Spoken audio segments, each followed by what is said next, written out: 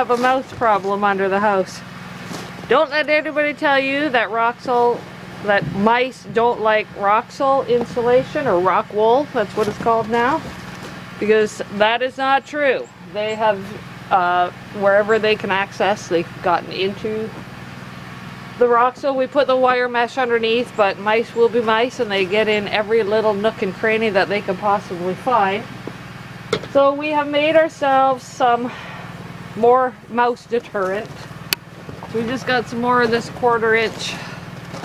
We got it on a roll, we cut it strips and bent it down to an angle like this, and we're going to be running this around the entire perimeter underneath the house there, nailing it up, so hopefully that'll solve our mouse problem. Okay, under the house, anywhere the mice could have accessed into the insulation, they've gotten in here. Most of it is good, but some of it is not. So they've gotten in here and there. So this is what we're doing. We're just taking that angle piece and we're stapling it along this whole edge all the way around. We're going to go all the way down to that end, down over there on the center post as well, and we'll be laying on our backs the whole time doing it. 8 feet at a time. I got a few words for mice, and none of them are nice. Alright, well, we're going to get to work. We're not going to videotape any of this because it's going to be too difficult. Too much of a pain as it is. This is kind of what we're doing. Ugh.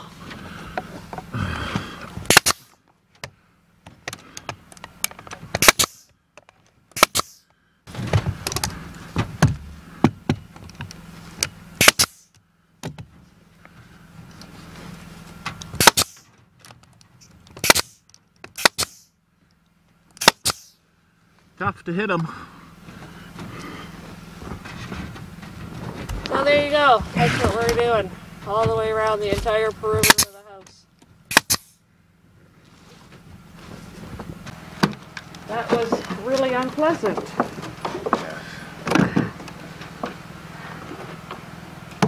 Not fun underneath crawling on that gravel.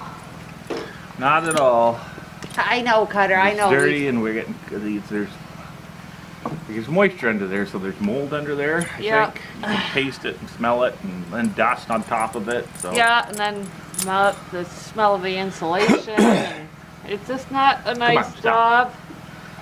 And it's something we should have done in the first place, but... Yeah, right away we should have done it, and then it wouldn't have been. Well, yeah, dusty. when we initially put it in, we didn't see that there were gaps. Like, we made sure everything seemed like it was nice and tight and, you know, against the edges, yeah. But that's the thing. We were rolling out. Yeah, 100-foot roll. No, they were 50-foot rolls. They were 100 foot. But anyways, we rolled the whole roll, 3 feet the whole roll, and putting it up as we go.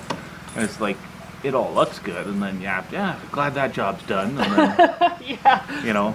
Thank goodness it's over. Yeah, I can get out of there, because that was a pain in the ass, like doing the whole thing. Now we're just doing the edges, and that's a pain. But we should have went back and... We should have done it. We didn't really think about it, right? Otherwise we would have. Yeah, definitely. Like, we thought what we were doing was satisfactory, but, you know, mice are mice, and they'll get into every little nook and cranny and crevice that they can find. Yeah, like our propane line coming to our propane heater in there, they're climbing up that plastic-coated line, and... I mean, we didn't seal perfectly around there. They've got a runway in there, and you can see nuts like that they've carried up this line. And the hole is, you know, big enough probably to get the size of a nickel, maybe.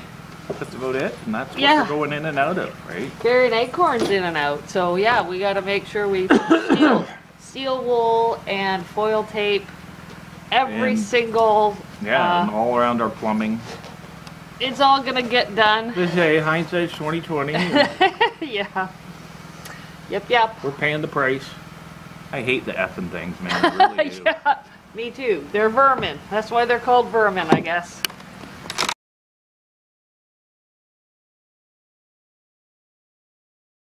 Working in the shop today. I'm working on making a gate for the mudroom so that we don't have to close the door. The dog sleeps in the mudroom at night and it gets pretty cool in there even though we have a window.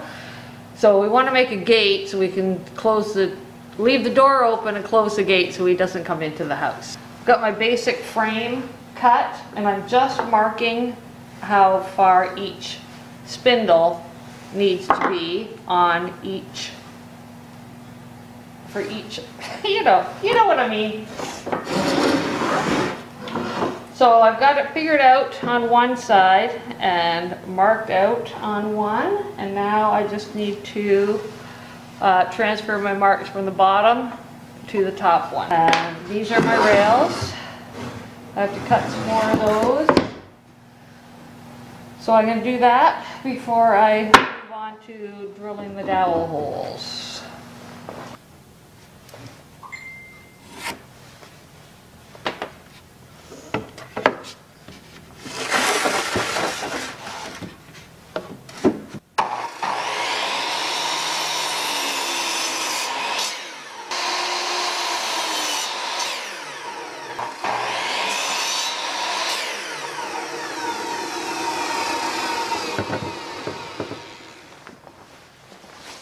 Just do a quick little dry fit of the whole thing.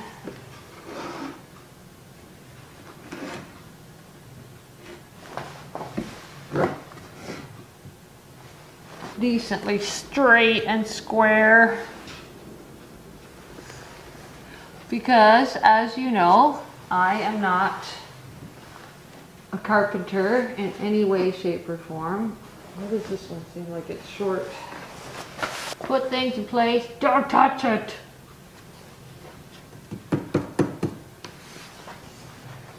I'm sure there's easier ways to do this, but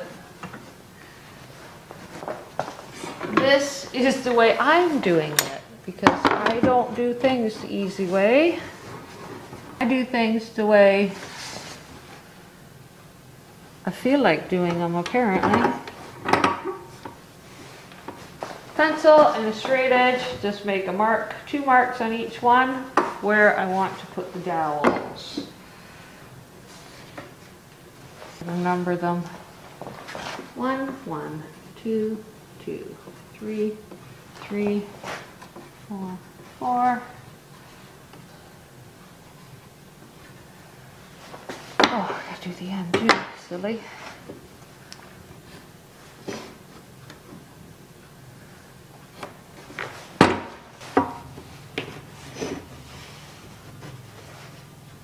Eight, 8, 9, 9. This is all going to get sanded off later. 10.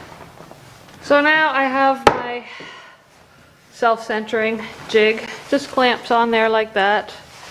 And it's got various sizes of holes. I'm doing the 3/8 hole, so we got to mark that. And I've got my drill bit set for the proper depth. You know what? No, just gonna do it.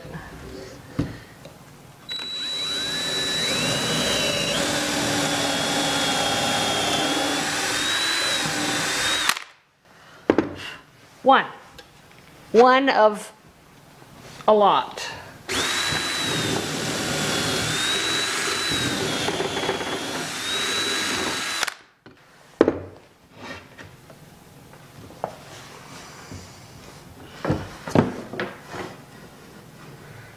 Next one right there. Get these as absolutely as close as possible. So I'm going to go and do all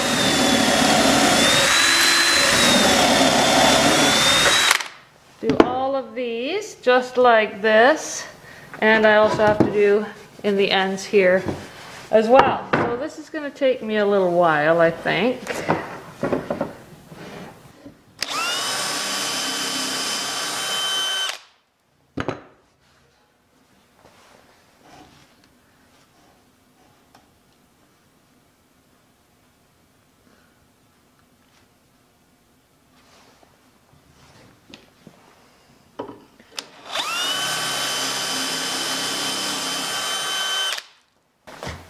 So I've got all my holes drilled, and I just cut my own dowels. I just got a 3/8 dowel, 36 inches long or whatever. Drilled a 3/8 hole in this 1 1/4 inch stock that I had, and just set that in there like this. I took my tool, cut that like that, pop that out, got a perfect little dowel right there. Just like that. And now I'm just going to glue each one into these holes and hammer them in. I might have to sand those around it a little bit first.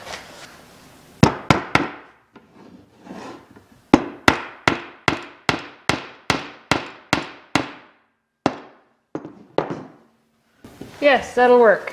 That's what I'm doing.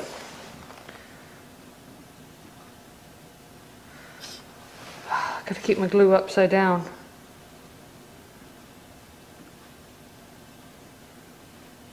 Come on, glue.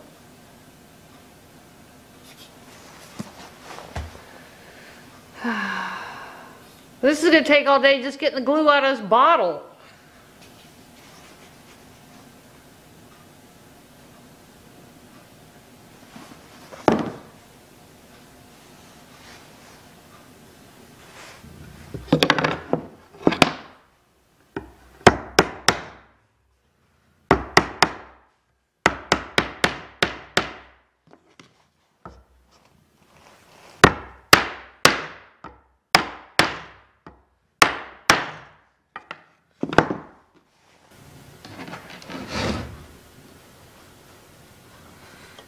Get some glue over this.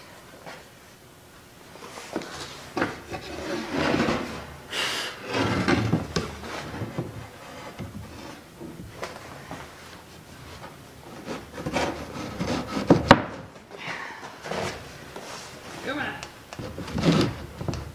Oh, so I'm being a little bit unruly. There we go.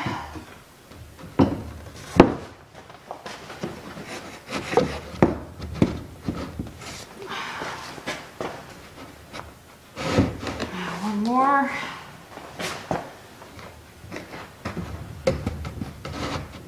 Okay. It's one side. Now the other side is going to be a little trickier. All right. Slather this up with glue.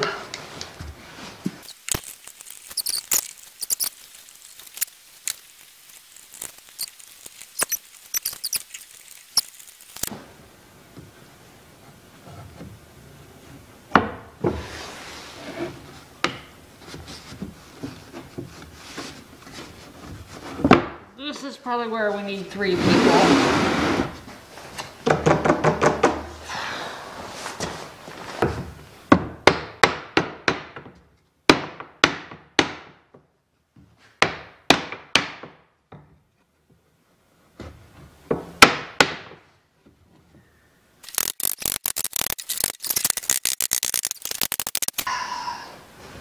That part is done. Now we gotta clamp it up nice and tight.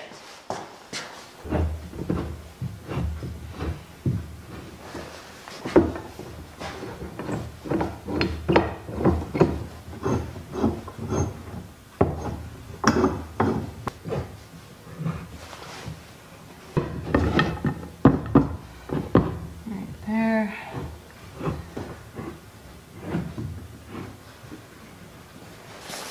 Well, there we go. That worked. So I did let this sit and dry overnight. I'm gonna take it apart.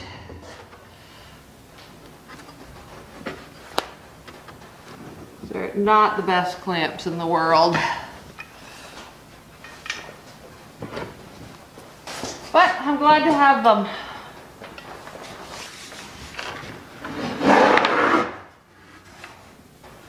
That looks pretty darn good. So I'm just gonna run it to the house quick and check it.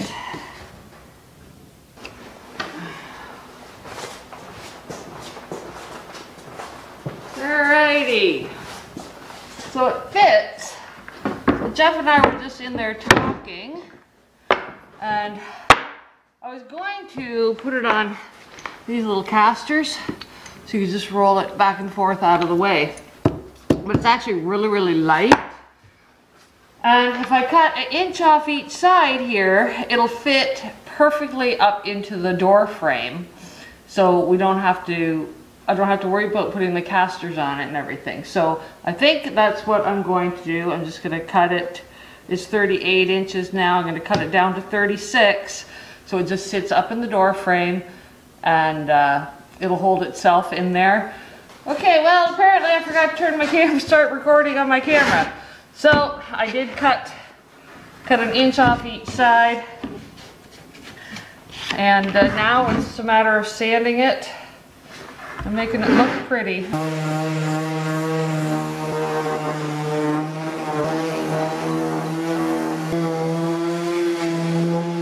Alright, and I'm just doing some water-based varathane on here.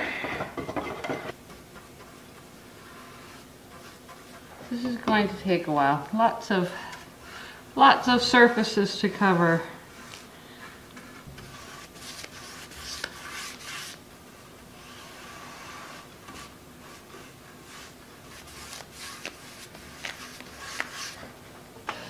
Gate is done. I've got 3 coats of varathane on it. So this is how it works. It just sits in here like this. Sits nicely on the door frame. This holds it up so it doesn't go anywhere. And yeah, it works great. We've used it a couple nights now, and Cutter loves it. It stays much warmer out here in the mudroom instead of closing the door every night. And when we're not using it, we just can lift it up, slide it over there, just neatly out of the way. Keeps the dog out, keeps the warmth in.